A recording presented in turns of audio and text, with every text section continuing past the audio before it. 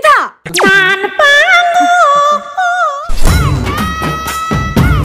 అమ్మగారు నేను హనీకి నలుగు బాగా రాసాను కదా. ఒసై నువ్వు రాసిన నలుగు పిండి కాదే చపాతీ పిండి. చపాతీ పిండా? అవునే, చపాతీలు చేద్దామని చపాతీ పిండి కలిపి పెట్టాను. ఆ పక్కనే నలుగు పిండి కూడా కలిపి పెట్టాను. కానీ నువ్వు నలుగు పిండి వదిలేసి చపాతీ పిండి తీసుకొచ్చి వాడికి రాస్తున్నావే. పోన్లేండి అమ్మగారు, ఏదైనా పిండే కదా. ఒసే చపాతీ మొహందానా, ఇప్పుడు వాడికి పిండి వదలాలంటే గంట సేపు స్నానం చేయించినా సరిపోదే. అయినా ఒక్క పని కూడా తినగా చేయవు కదే తింగర మొహందానా. లేగా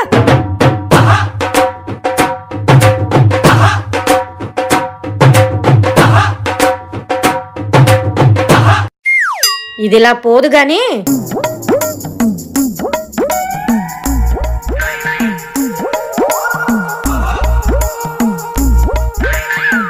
అలా బొమ్మలా నించునే బదులు బయట కర్రలు తెచ్చి పెట్టాను, వెళ్ళి మంట వెలిగించు.